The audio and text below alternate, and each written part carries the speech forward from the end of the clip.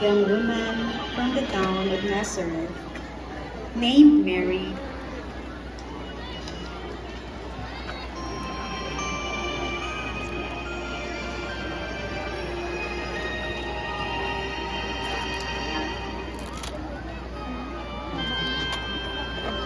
of the birth of Jesus.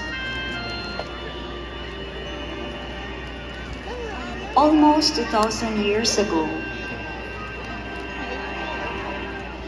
a young woman from the town of Nazareth, named Mary, was visited by an angel named Gabriel.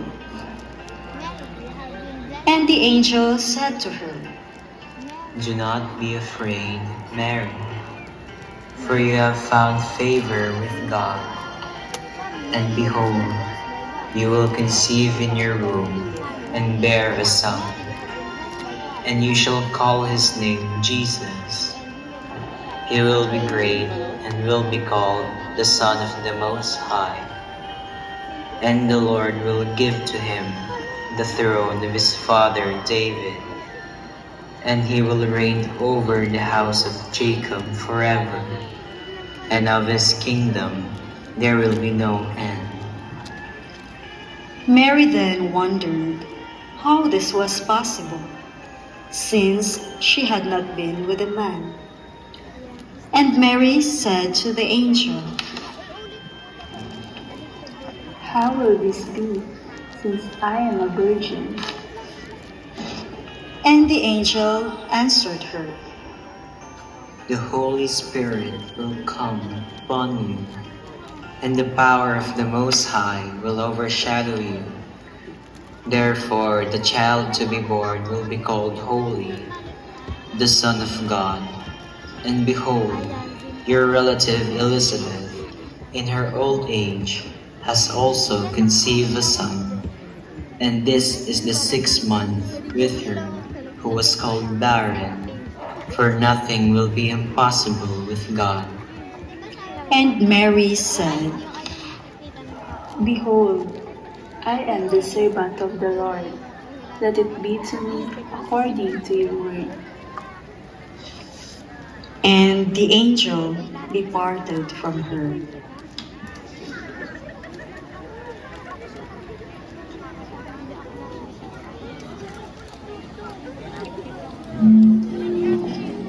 At this time, Mary was engaged to her soon-to-be husband, Joseph. Because Joseph was faithful to the law, and yet did not want to expose her to public disgrace, he had in mind to divorce her quietly.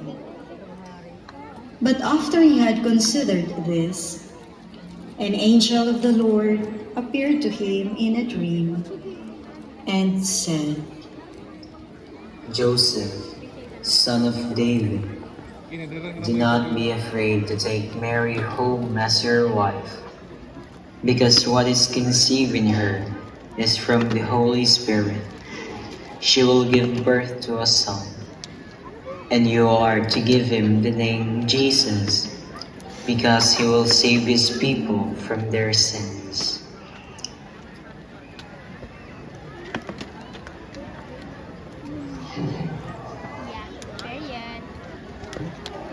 Attention!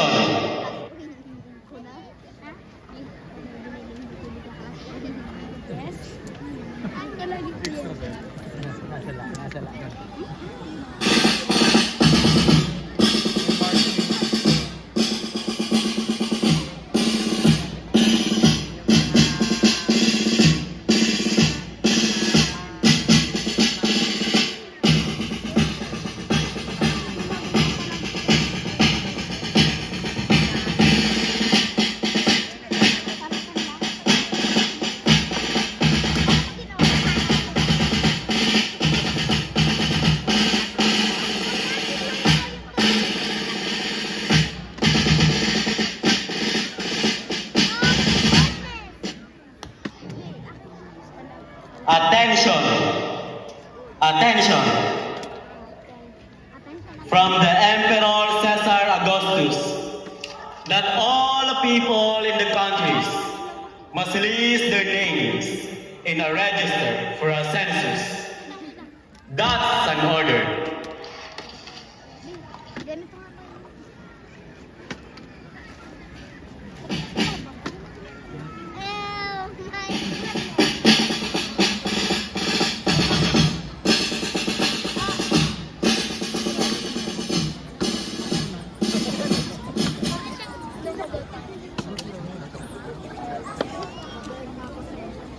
I-feel mo rin yung ginagawa mo sa akin. Papanas ka rin eh.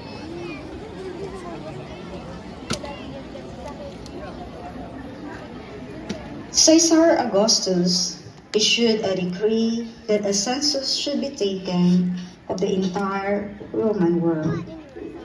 This was the first census that took place while Quirinius was governor of Syria, and everyone went to his own town to register. Joseph also went up from Galilee, from the town of Nazareth, to Judea, to the city of David, which is called Bethlehem, because he was of the house and lineage of David, to be registered with Mary, his betrothed, who was with child. And while they were there, the time came for her to give birth. Are you okay, Mary? I'm okay. I think it is my time to give birth, Joseph. Don't worry. You will find some place to stay.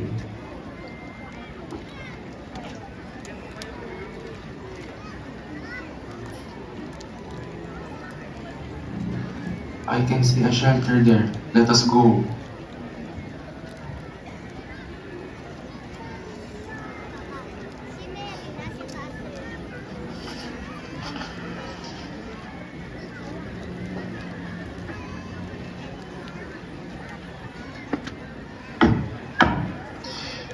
Is anybody here?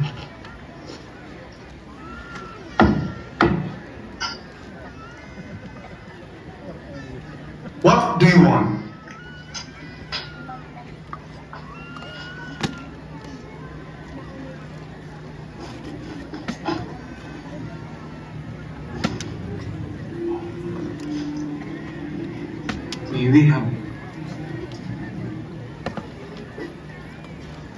May we have a room, please? We are full. Go away, peasants.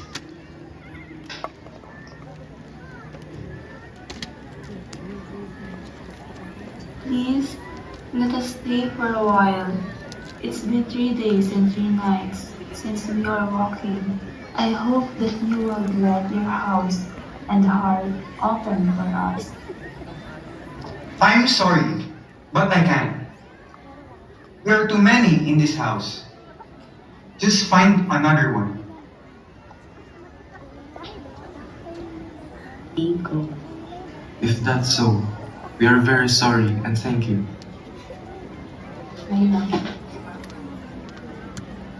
What are we going to do now? Don't worry, Joseph. Let us not lose our faith. Don't be afraid. God will not abandon us.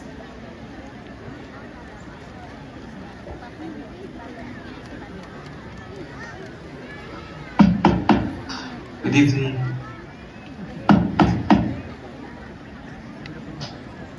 May we have a room?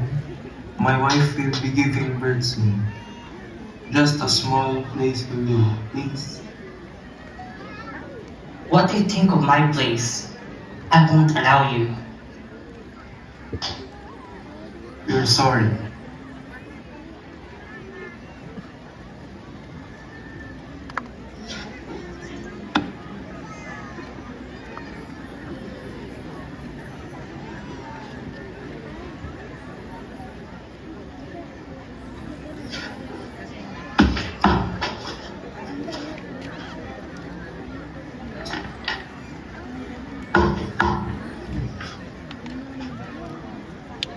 Can we have some place to stay? We are from the Nazareth. My wife is about to give birth to our child. She is very tired.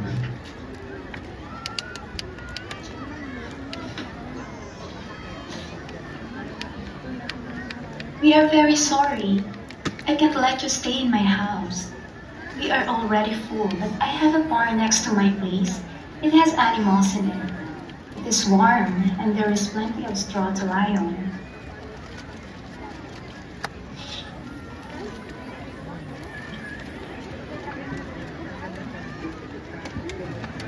It is okay with us. Thank God to you. Thanks be to God, because He heard our prayer. Mary and Joseph settled on the hay in a stable with animals sleeping, and she gave birth to her firstborn son, and wrapped him in swaddling clothes, and laid him in a manger, because there was no place for them in the inn.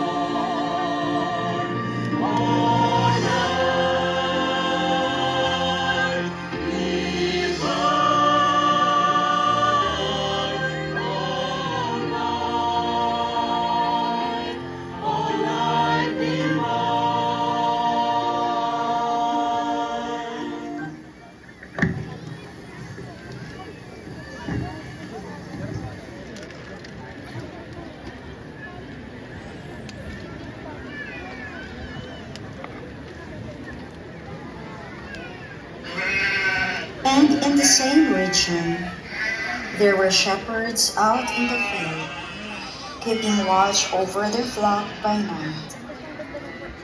And an angel of the Lord appeared to them, and the glory of the Lord shone around them, and they were filled with fear.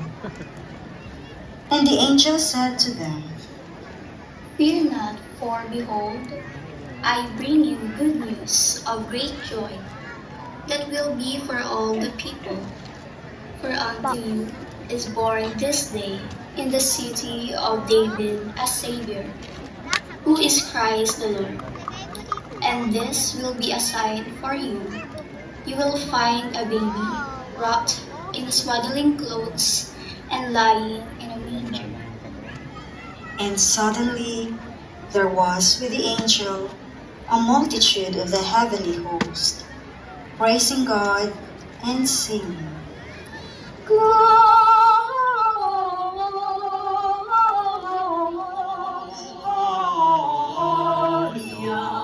in excelsis Deo, Gloria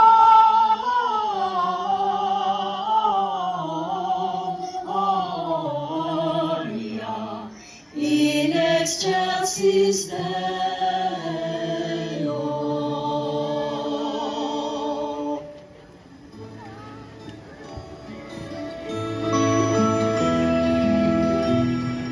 Children, run joyfully, Jesus is born. Tell all the mountains to sing. Pray to our Father in heaven this day. Thank you for Jesus is born.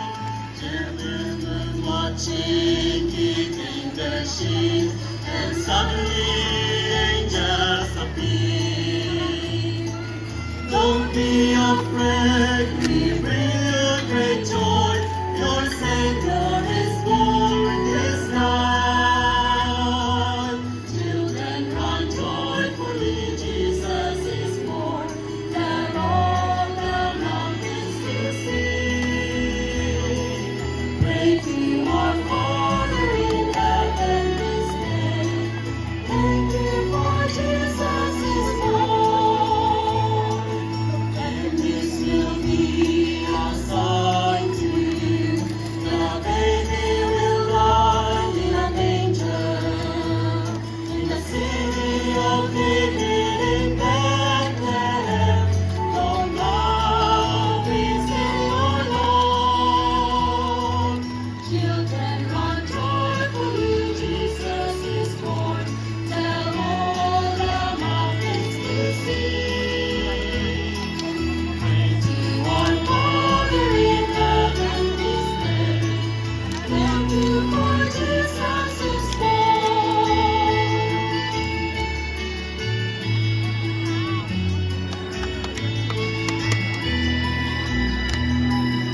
Children, run joyfully, Jesus is born. Tell all the mountains to sing.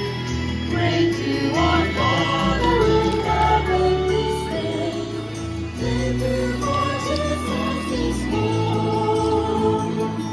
Thank you for Jesus is born.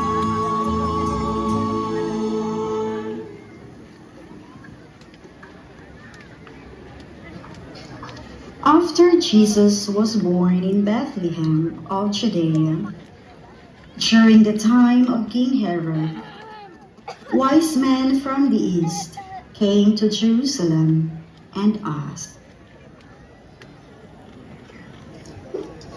When King Herod learned this, he was troubled, and all of Jerusalem with him. He called together all the leading clerics and scholars of the law.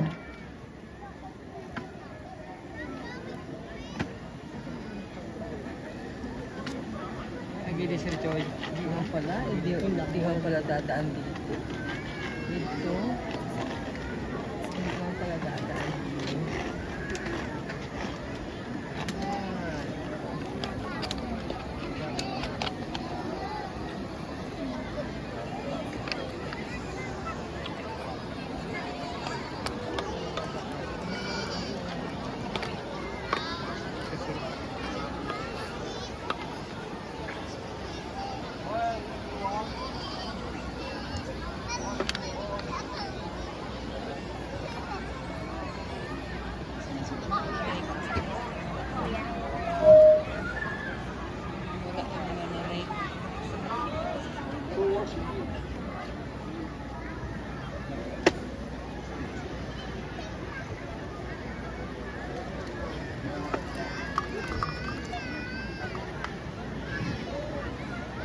Men from the east came to Jerusalem and asked.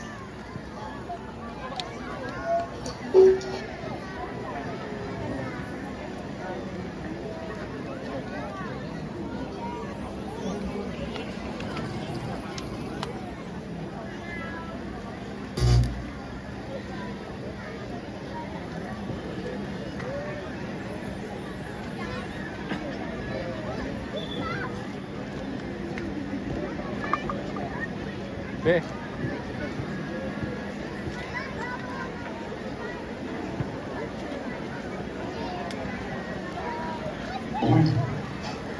in Bethlehem, in Judea.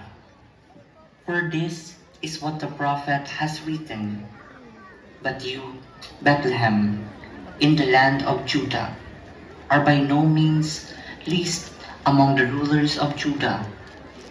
For out of you will come a ruler who will be the shepherd of my people Israel.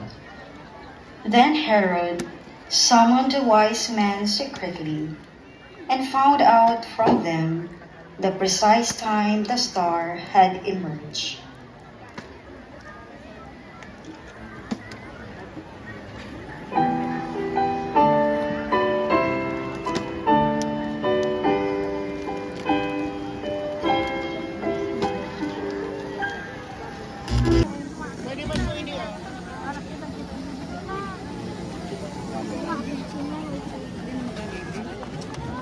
They observed the child with his mother, Mary, and they kneeled down and worshipped him. Then they opened their treasures and presented him with gold, incense, and myrrh gifts. They were then miraculously warned in a dream not to return to Herod, as he planned to kill Jesus, to preserve his authority and return to their home by an alternative route.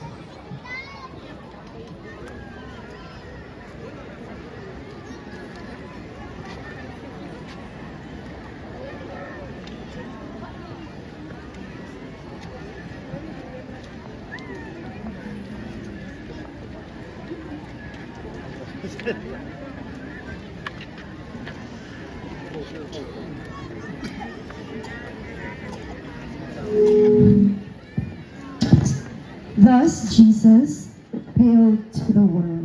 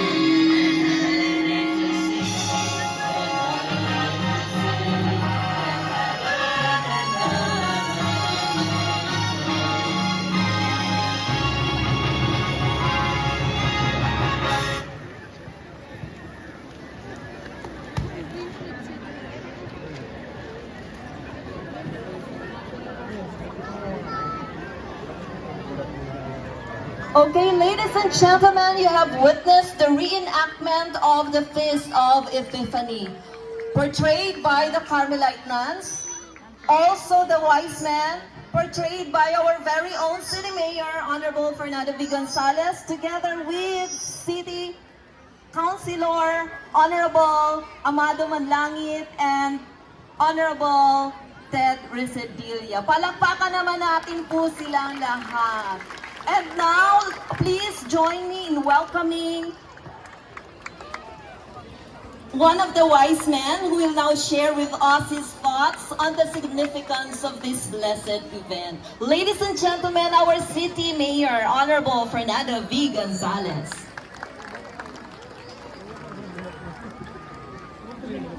Good evening, everyone. Happy Three Kings. We do this every year to preserve our culture, to preserve the things that are valued to us, most particularly this important event in our Christian lives. And we would like to continue this tradition as long as possible until the end of times. Our forefathers made sure that we today are cognizant of the events that happened 2,000 years ago, where the Savior was born and how it all came about. And we shall continue reenactment of this kind in order for our next generation that they should also be able to experience the beautiful feeling of the Epiphany. I would like to extend my deep gratitude to the Carmelite nuns of the Divine Mercy. Thank you very much, sisters. And to the Carmelite youth who has presented to us this beautiful program. Thank you very much. I would also like to express my gratitude to Councilor Amado Manlangit and to Councilor Ted Rosidillas for having been with two other wise men. Also, I would like to extend our deep gratitude to the Department of Tourism of the city who prepared the venue and prepared all the necessary things that are essential for us to be able to do this. And now, you may now move in, everybody, for us to be able to watch the spectacular fireworks that we promised everyone. You may now move this way. Everybody is welcome. And let's all face that way towards the star. The star, our symbol of the coming of the Lord Jesus Christ. And now, allow us to present to you the city government of LIGAO, the Sangguniang Panglungsod, our spectacular fireworks. Let's all count down. 9, 8, 7, 6, 5, 4, 3, 2, go!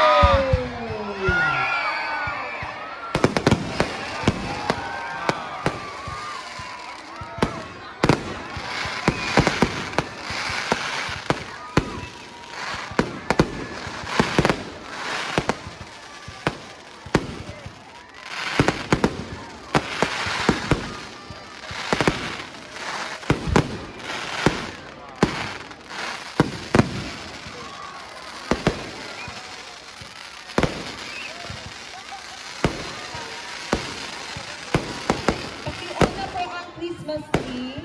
Pwede po pakiuna.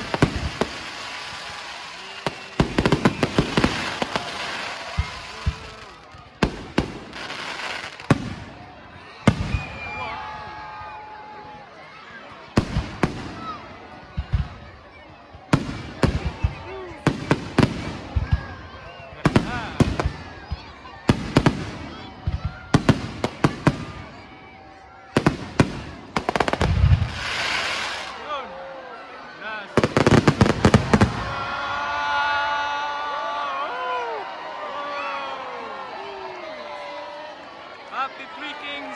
Woo! Ganda! Greetings! Happy New Year, everyone! I hope nag-enjoy po kayo sa ating fireworks display. Maraming salamat! Palakpakan naman natin po sila. Thank you so much! Thank you everyone for coming and for witnessing our reenactment and our spectacular fireworks.